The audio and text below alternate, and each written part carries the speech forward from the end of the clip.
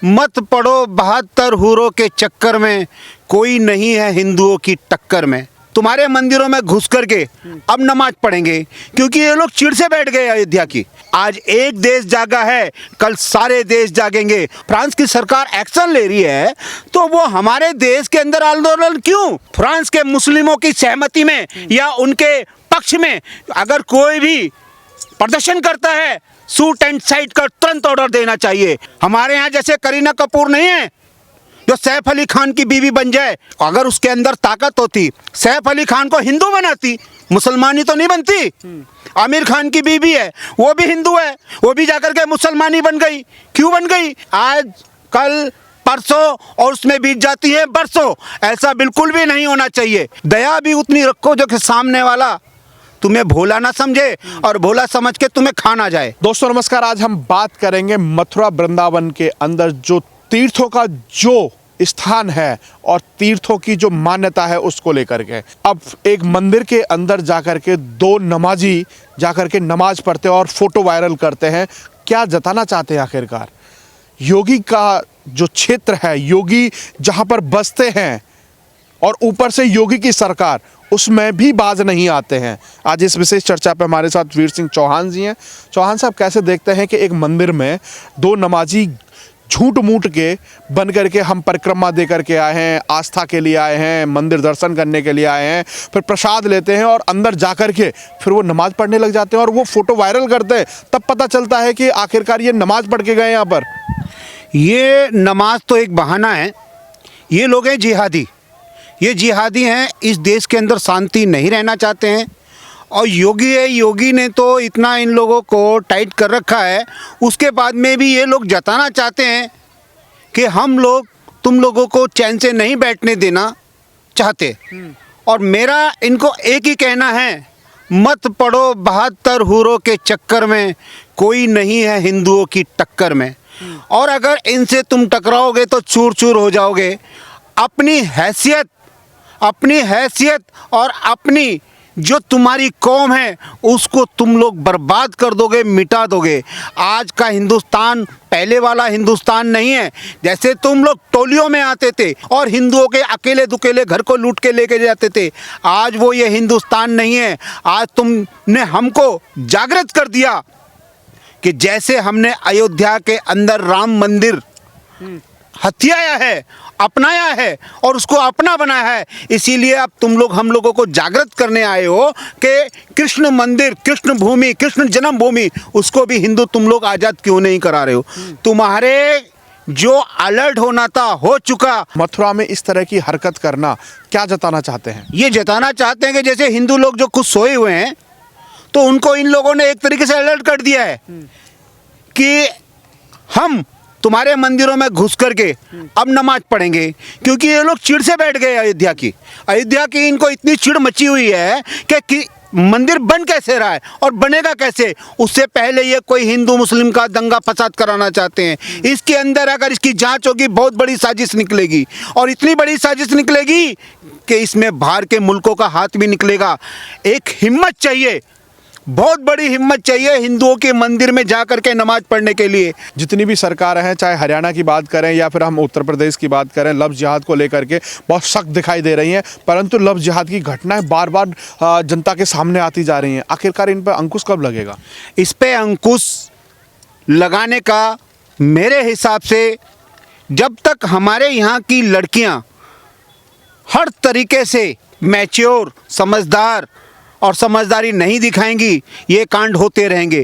क्योंकि लड़के करते क्या हैं, नाम हाथ पे गुदवा लेते हैं, सोनू, रामू, राम, कृष्ण, और मुस्लिम होते हैं और हिंदू बन के लड़कियों के साथ उनको बहला के फुसला करके अपने जाल में, चंगुल में फंसाते हैं। उसके लिए उनको बाकायदा उनकी ट्रस्ट से पैसा मिलता है। एक हिंदू लड़की से शादी करो 5 लाख रुपया मिलेगा। आज उन्होंने कैसे ही ना कैसे करके हिंदुओं की जनसंख्या को कम करना है। उनका टारगेट है हिंदुओं का नेस्तनाबूद मिटाना है हिंदुस्तान के अंदर से। मगर तुम ये भूल जाओ, ये लव जिहाद का जो गंदा खेल तुम लोग खेल रहे हो, जिहादियों, आज मैं तुमको एक बात कहना चाहता हूँ कि तुम लोगों का वजूद मिटना शुरू हो गया और इसका नतीजा और इसका जो तुम्हें अगर सबूत देखना है तो जाके फ्रांस में जाकर के देखो। फ्रांस की सरकार ने जो मुस्लिम लोगों के खिलाफ एक्शन लिया है और जितना बड़ा एक्शन वो आगे लेने जा रहे हैं, तुम लोग नेस्तो नाबूद हो जाओगे। आज एक देश जागा है, कल सारे देश जागेंगे। फ्रांस में दंगा होता है, फ्रांस में कट्टरपंथी कुछ लोगों को मार देते हैं, उसके बाद हिंदुस्तान के अंदर आंदोलन शुरू हो जाते हैं, जुलूस निकाले जाते हैं। उसके बाद मुनव्वर राना हैं, वो जो अपने आप को तथाकथित साहित्यकार बताते हैं, वो कहते हैं अगर मैं वहाँ होता तो मैं भी यही करता। ऐसा है, मुनव्वर राना है कौन? बता तो रहा हूँ, हमारे देश के अंदर ही खुद गद्दार बैठे हुए हैं। इतने गद्दार बैठे हुए हैं, उनकी गिनती भी करोगे तो तुम्हारी कलम और पेंसिल में उनकी संख्या लिखनी कम पड़ जाएगी। हमारे देश में एक से एक बड़ा गद्दार है और उन गद्दारों को अगर सबक सिखाने का मौका है तो यही है।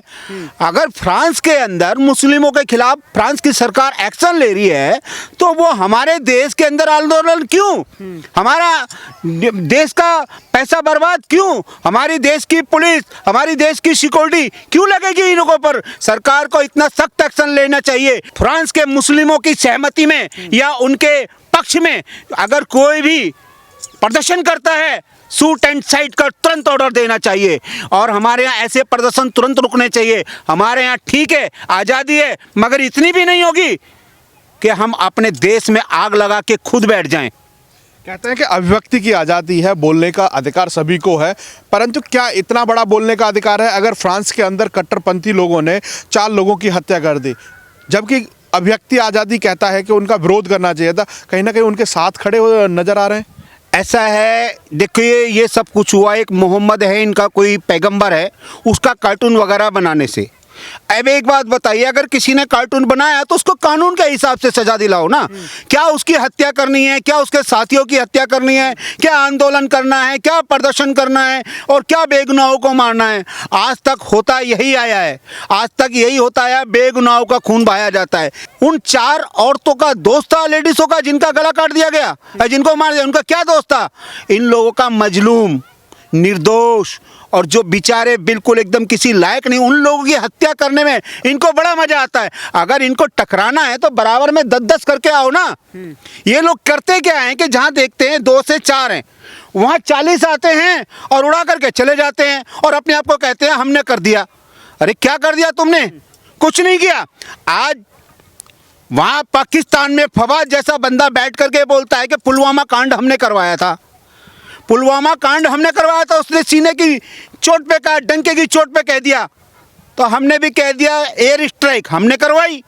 और कितने मार दिया तुम्हारे, और आगे भी ऐसे ही मारेंगे। तुम आगे कदम बढ़ा करके देखो, अगर तुम्हारे को हम 1000 कदम पीछे नहीं धकेल दें। आज का हिंदुस्तान पहले जैसा हिंदुस्तान नहीं है, आज ये मजबूत हिंदुस्तान है। आज हम फक्र से कहते हैं कि हाँ हम हिंदुस्तानी हैं। पहले कहते हुए शर्म लगती थी कि आए दिन हमारे यहाँ क्षेत्रों में बम पड़ते थे, आए दिन आतंकवादी हमारे यहाँ आकर के निर्दोषों को गोली मार करके चले जाते थे, आए दिन हमारे यहाँ पार्लियामेंट में अटैक हो जाता था। गोली तो अभी भी मार रहे हैं। बल्लभगढ़ का केस है, सरेआम एक लड़की को गोली मार दी जाती है। अब रेवाड़ी से एक लड़की को उठा लिया जाता है। क्या, कौन सा हिंदुस्तान है? किस मुल्क में हम जी रहे हैं? ऐसा है, अभी हमारा मुल्क है ये। अभी देखिए उसके खिलाफ भी एक्शन है, वो भी जेल में है। जिसने मारी है गोली वो भी जेल में है और उसका पूरा परिवार नेस्तनाबूद हो जाएगा, क्योंकि उसका चाचा तो बोल गया, जो कि आज एमएलए है, कि भैया मेरा इससे परिवार से कोई मतलब नहीं है। अगर असली मुसलमान होता तो उसके पक्ष में आके खड़ा होता ना, हाथ मत लगा देना। मगर उसकी तो पहले ही पतलून गीली हो गई है, तो वो क्या बोलेगा? और उसके बोलने के लिए शब्द नहीं है, ना उसकी हिमायत करेगा। वकीलों तक ने बोल दिया है कि मैं इसके खिलाफ कोई भी केस नहीं लूंगा, हमारे यहाँ का कोई केस नहीं लड़ेगा। देखिए सबसे बड़ी बात है लव जिहाद की। लव जिहाद में इन लोगों का काम है किसी भी तरह से हिंदू लड़कियों को फंसाना, बरगलाना, और उसके लिए ये लोग पैसा भी उन लड़कियों पे खर्च करते हैं। दूसरी चीज़ है, ये हमारे यहाँ कुछ लड़कियाँ हैं, उनको ये नहीं पता कि ये मुसलमान है, वो उनके बहकावे में आती हैं। उनको बाकायदा इनके ट्रस्ट से पैसा मिलता है, और पैसा मिलता है फिर उस लड़की को बोलते कि अब हमारे कौम में आ जा, मुसलमान बन जा आप। मगर लड़की कहती है, जब उसको पता लगता है, कहते नहीं बनूंगी, क्योंकि वो हिंदुस्तानी है। हमारे यहाँ जैसे करीना कपूर नहीं है जो सैफ अली खान की बीवी बन जाए। अगर उसके अंदर ताकत होती, सैफ अली खान को हिंदू बनाती, मुसलमानी तो नहीं बनती। आमिर खान की बीवी है, वो भी हिंदू है, वो भी जाकर के मुसलमानी बन गई। क्यों बन गई? क्योंकि ये बॉलीवुड जो है, जो हमारा बॉलीवुड है, ये चरित्रहीन है।